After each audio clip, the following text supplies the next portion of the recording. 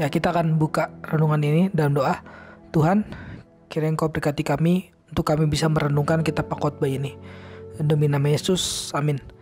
Ya, renungan hari ini terambil dari pengkhotbah 6 ayat 8 dengan judul Kelebihan Orang yang Berhikmat. Saya bacakan di pengkhotbah 6 ayat 8. Karena apakah kelebihan orang yang berhikmat daripada orang yang bodoh? Apakah kelebihan orang miskin yang tahu berperilaku di hadapan orang? Nah, kita kalau baca kitab pengkhotbah ini perlu hati-hati ya Bapak Ibu atau mahasiswa yang mendengarkan, karena kitab pengkhotbah ini penuh dengan sarkas. Sarkas itu sindiran ya, sarkas sindiran. Karena ini konon ditulis oleh Salomo pada masa tuanya ya, ketika dia menghayati bahwa hidup ini sebenarnya apa sih, arti hidup ini, semuanya inti dari hidup ini itu apa sih gitu. Saya udah menikmati segala hal gitu, dia udah menjadi udah menikmati banyak hal gitu ya, karena dia udah dia raja dan seterusnya gitu ya, dia jadi nggak ada yang terlewatkan gitu ya dalam hidup ini. Dia udah menikmati banyak hal pada masa mudanya gitu, tapi hidup dia kosong gitu. Ketika dia tua, dia banyak penyesalan dan seterusnya gitu ya. Maka di sini, apakah kelebihan orang berhikmat dibanding orang yang tidak berhikmat atau orang bodoh gitu? Jawabannya kalau menurut kitab pengkhotbah nggak ada gitu ya. Jawabannya nggak ada gitu.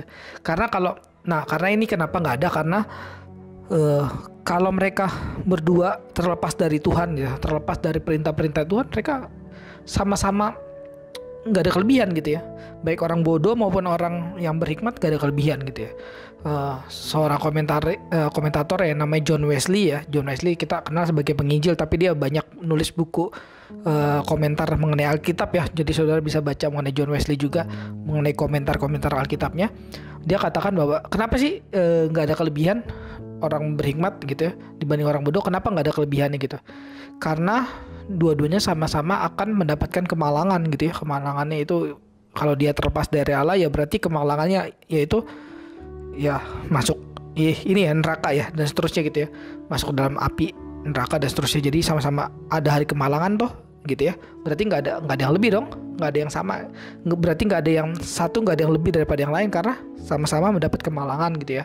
Ya meskipun kita pernah belajar misalnya Pascal ya, saya kutip dari Pak Billy kemarin saya dengar khotbahnya, ada mengatakan Pascal percaya bahwa kalaupun gak ada Tuhan dalam hidup ini gitu ya, ya ada orang baik, orang bijaksana gitu ya, meskipun akhir hidup ini lenyap nih, gak ada Tuhan nih, ya mereka akan lebih beruntung lah, karena hidup ini udah bijaksana gitu ya, hidup ini udah baik gitu ya. Kita kan pikir kalau gak ada Tuhan gimana ya, saya melakukan ini semua sia-sia dong gitu ya. Kita kan pikir yang awam gitu ya. Tapi kalau kata Pascal enggak juga gitu.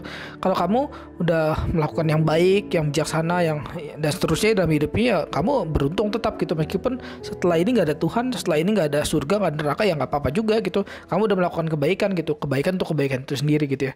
Tapi saudara kalau baca kitab pengkhotbah, enggak ya, sebenarnya itu nggak ada kalau nggak ada Tuhan gitu ya, sia-sia semua gitu. Kalau kita baca Paulus yang nggak ada Tuhan, kita adalah orang yang paling malang gitu ya, udah sangat jelas gitu ya. Kalau menurut kitab pengkhotbah, kalau kita bukan nggak ada Tuhan, kita nggak mengikuti perintah Tuhan, kita adalah orang-orang yang paling ya sama-sama malang gitu ya. Bahkan kalau saudara belajar filsafat yang benar, Socrates gitu ya, Socrates itu nggak mengejar kebijaksanaan demi kebijaksanaan, nggak pernah begitu gitu. Kalau saudara belajar benar Socrates filsafat gitu ya, dia mengejar kebijaksanaan tuh demi Allahnya gitu ya, bukan demi kebijaksanaan itu sendiri. Jadi kalau orang mengejar kebijaksanaan demi kebijaksanaan itu sendiri gitu ya, saya mau pinter nih, belajar di SCT mau pinter, demi apa? Demi pinter gitu, bukan demi Allah gitu ya. Demi Allah yang kita kenal dalam Alkitab. Nah itu adalah orang-orang yang paling kasihan ya, orang-orang paling malang, orang-orang yang ya sama-sama akan dapat kemalangan yang sama dengan orang-orang bodoh nantinya gitu ya. Jadi kita belajar di sini bahwa hidup yang terikat, hidup yang mematuhi perintah Allah itu penting gitu ya.